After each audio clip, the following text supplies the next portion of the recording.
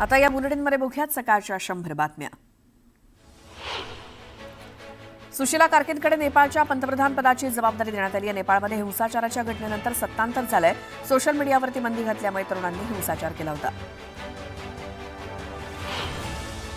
महाराष्ट्राचे उपमुख्यमंत्री एकनाथ शिंदे यांनी उपराष्ट्रपती सीपी राधाकृष्णन यांची भेट घेतली। राजधानी दिल्लीमध्ये या दोघांमध्ये चर्चा झाली। E20 मिश्रणाविरुद्धची सोशल मीडिया मोहीम ही राजकीयदृष्ट्या मला लक्ष्य करण्यासाठी पैसे देऊन केलेली मोहीम असल्याचा गंभीर आरोप रस्ते आणि वाहतूक मंत्री नितीन गडकरींनी केलाय। सोशल मीडियावरती जी मोहीम चालवण्यात आली त्यात काहीही तथ्य नाही असं गडकरी म्हणाले। 34 जिल्हा परिषदांमधील अध्यक्षपदाचं आरक्षण जाहीर झाले। स्थानिक स्वराज्य संस्थांच्या निवडणुकीबाबत हालचालींना वेग आलाय। बिहारमध्ये काँग्रेसनं सोशल मीडियावरती मोदींच्या मातोश्रींचा AI निर्मित व्हिडिओ पोस्ट केलाय। त्यामुळे भाजपनं आंदोलन करत याचा निषेध केला। दरम्यान भाजप कार्यकर्त्यांनी जोरदार घोषणाबाजी केली। धुळ्यामध्ये अखिल भारतीय महात्मा फुले समता परिषदेनं आंदोलन केलं। मराठा समाजासाठी काढलेला शासन निर्णय रद्द करण्याची मागणी करण्यात आली। ओबीसीला आरक्षण न देण्याचीही मागणी करण्यात आली। यावल तहसील कार्यालयासमोर ओबीसी समाजानं आंदोलन केलं। मराठा समाजासाठी काढलेले GR तातडीनं बंद करण्याची मागणी करण्यात आली आहे। GR रद्द न केल्यास ओबीसी समाज तीव्र आंदोलन करणार असल्याचा इशारा दिलाय।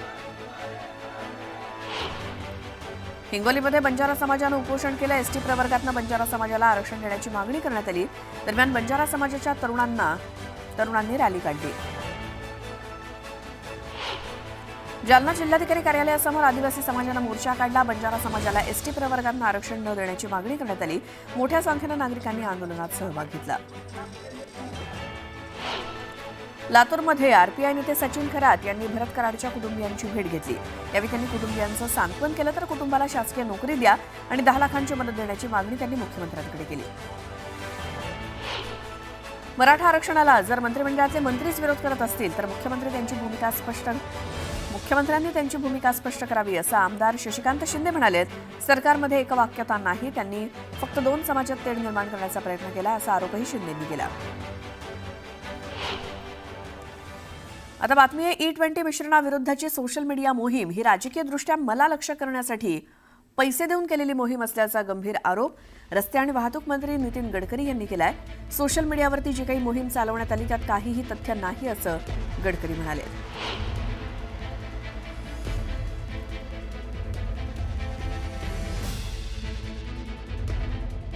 Concerning automobile manufacturing company ARAI और सभी CM सब ने मिलकर उनके जो फाइंडिंग्स थे इसके बारे में पूरी तरह क्लैरिटी दी है। सुप्रीम कोर्ट में भी इसके बारे में बहुत साफ निर्णय हुआ है। अब जैसे आपकी इंडस्ट्री है वैसे हमारा पॉलिटिक्स भी है, तो ये सोशल मीडिया का जो कैंपेन था वो पेड कैंपेन था, वो अगेंस्ट इथेनॉल था और पॉलिटिकली टारगेट मुझे करने के लिए था कि वो जो कुछ था उसमें कोई तथ्य नहीं था। सब बातें क्लियर हुई है। Import substitute, cost effective, pollution free और इंडिजिनियस। दूसरी बात ऐसी है कि 22 लाख करोड़ रुपए फॉसिल फ्यूल का इंपोर्ट हो रहा है। प्रधानमंत्री जी का सपना है कि स्वावलंबी भारत बने, तो क्या इकोनॉमिक पॉइंट ऑफ व्यू ये 22 लाख करोड़ अगर इंडियन इकोनॉमी में जाते हैं तो यहां कितना फायदा होगा? क्या ये नहीं करना चाहिए?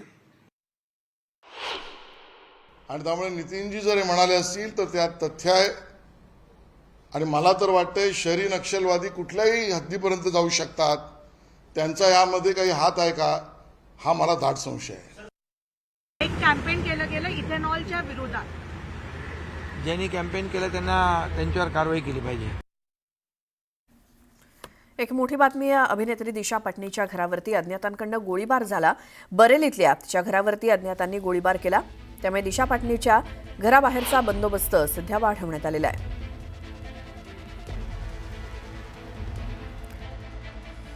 कल देर रात्रि लगभग 3:30 बजे रिटायर्ड सीओ श्री जगदीश पाटनी जी के घर पर बाइक से आए 2 अज्ञात हमलावरों द्वारा फायरिंग की घटना की सूचना आज दिन में प्राप्त हुई थी।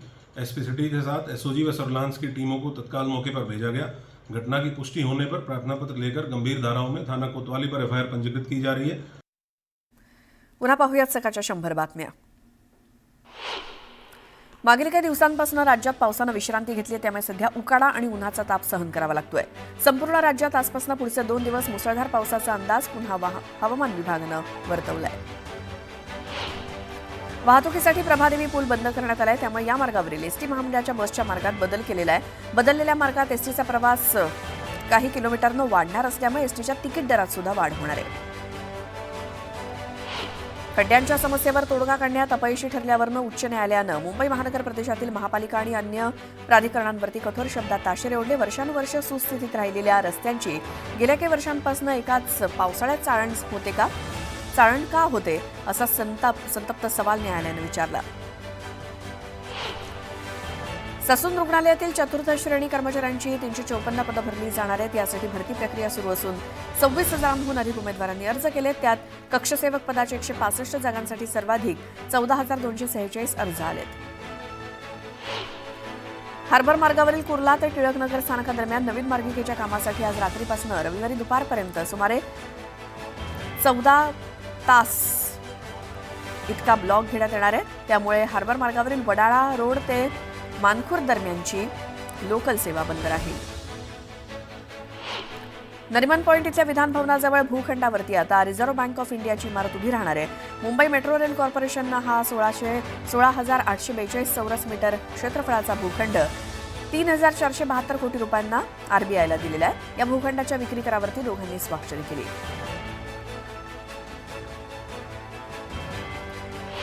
एक मोठी बातमी. ठाण्याच्या मुंब्र्यामध्ये एका ग्राहकानं ऑनलाईन चिकनची ऑर्डर केली होती, मात्र डुकराचा मांस दिल्याच्या संशयातून त्या ऑनलाईन कंपनीच्या गोडाऊनची तोडफोड करण्यात आली. या तोडफोडीनंतर पोलिसांनी घटनास्थळी धाव घेत परिस्थिती आटोक्यात आणण्याचा प्रयत्न केला.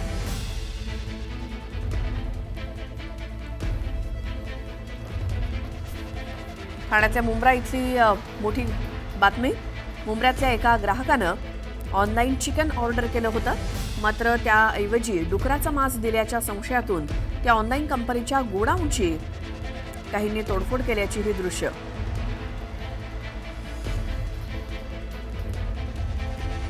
दिल्ली पोलिसांच्या स्पेशल सेलनं देशाच्या विविध भागातनं आयसिसच्या 5 दहशतवाद्यांना अटक केली. त्यात दोघांना दिल्लीच्या निजामुद्दीन रेल्वे स्थानकातून अटक करण्यात आली आहे. हे दोघेही दहशतवादी उल्हासनगर हिल लाईन पोलीस ठाण्याच्या हद्दीतील नेवाळी परिसरात राहत होते. दरम्यान दिल्ली पोलिसांच्या स्पेशल सेलनं इथे येऊन त्यांच्या घराची झाडाझडती घेतली. या प्रकरणी आता उल्हासनगर पोलिसांना जाग आली आहे आणि भाडेकरू ठेवताना विशेष काळजी घेण्याचं आवाहन पोलिसांनी केलं. संबंधित भाडेकरूचं पोलीस व्हेरिफिकेशन आणि त्याचे जे काही KYC डॉक्युमेंट आहेत ते संबंधित पोलीस स्टेशनला जमा करणं हे बंधनकारक आहे. या अनुषंगाने माननीय पोलीस उपायुक्त विशेष शाखा यांनी एक मनाई आदेश पण काढलेला आहे. त्या मनाई आदेशाचा जर कोणी भंग करत असल्याचं आढळलं तर आम्ही त्यांच्यावरती पुढील कायदेशीर कारवाई जी आहे ती करणार आहोत. पुन्हा पाहूया सकाळच्या 100 बातम्या. सोयगावमध्ये वन्यजीव प्रेमींनी मोर्चा काढला. अजगराची हत्या करणाऱ्यावरती कठोर कारवाई करण्याची मागणी करण्यात आली. दरम्यान तहसीलदारांना निवेदन देण्यात आलं. वर्धा जिल्ह्यात मुसळधार पावसानं हजेरी लावली, त्यामुळे यशोदा नदीला पूर आलाय. पुरामुळे वर्धा राळेगाव मार्गावरील वाहतूक विस्कळीत झाली, तर अनेक घरात पाणी शिरल्यामुळे जनजीवन विस्कळीत झालं.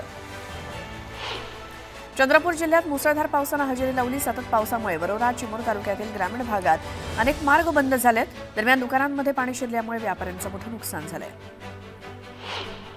परभणी जिल्ह्यात पुन्हा पावसानं हजेरी लावली, त्यामुळे मूग पिकांचं नुकसान होण्याची शक्यता आहे. दरम्यान शेतकरी चिंतेत सापडलाय. सर्व आरोपांना कायदेशीर भाषेत उत्तर देणार असल्याचं वक्तव्य खासदार धैर्यशील मोहिते पाटील यांनी केलं. वाल्मिक कराडची उपमा दिल्यानंतर त्यांनी ही प्रतिक्रिया दिली. छत्रपती संभाजीनगरच्या सारोळामध्ये अंजना नदी पात्रातनं नागरिकांना जीवघेणा प्रवास करावा लागतोय. वारंवार पूल बनवण्याची मागणी केल्यानंतरही प्रशासनानं दुर्लक्ष केल्याचा आरोप करण्यात आलाय. तातडीनं पूल बनवण्याची मागणी करण्यात आली. वर्धा जिल्ह्यात सोयाबीन पिकावरती येलो मोझॅक रोगाचा प्रादुर्भाव झाला, त्यामुळे पिकांचं मोठं नुकसान झाल्यामुळे शेतकरी चिंतेत सापडलाय. तातडीनं नुकसान भरपाई देण्याची मागणी करण्यात आली. जळगावच्या पाचोरा तालुक्यात हवामान बदलामुळे मोसंबीचं मोठं नुकसान झालं, त्यामुळे मोसंबी उत्पादक शेतकरी चिंतेत सापडलाय. प्रशासनानं पंचनामे करून नुकसान भरपाई देण्याची मागणी शेतकऱ्यांनी केली. रायगडच्या महाडमध्ये सावित्री नदीचं पाणी काळसर येत असल्यामुळे नागरिकांमध्ये भीतीचं वातावरण आहे. दरम्यान नदीचं पाणी प्रदूषण मंडळाकडून तपासणीसाठी पाठवण्यात आलंय. नांदेडच्या कंधार तालुक्यात जोरदार पावसानं हजेरी लावली. दमदार पावसामुळे शेती पिकाचं मोठं नुकसान झालंय. दरम्यान शेतकऱ्यांनी आंदोलनातनं नुकसान भरपाई देण्याची मागणी केली. चंद्रपूर जिल्ह्यात यंदा अतिवृष्टीमुळे शेतकऱ्यांचं मोठं नुकसान झालंय. जिल्ह्यामध्ये वर्धा, वैनगंगा आणि इतर नद्यांच्या पुरामुळे शेतीचं मोठं नुकसान झालंय. दरम्यान पंचनामे करून तातडीनं नुकसान भरपाई देण्याची मागणी नागरिकांनी केली. परभणीच्या रामनगर तांडामध्ये चाकूचा धाक दाखवत 12 वर्षीय मुलीवर अत्याचार करण्यात आले. या प्रकरणी बंजारा समाजानं कठोर कारवाई करण्याची मागणी केली आहे.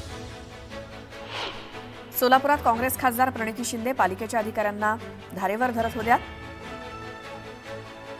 40 कोटी रुपयांच्या कामाचा आढावा घेताना प्रणिती शिंदेंनी अधिकाऱ्यांना खडसावलं. 20 मे पासून बंद असलेली किल्ले सिंधुदुर्ग होडी सेवा सुरू करण्यात आली. पावसाळी वातावरण आणि समुद्रातली परिस्थिती बघूनच किल्ला होडी सेवा सुरू करण्यात आली.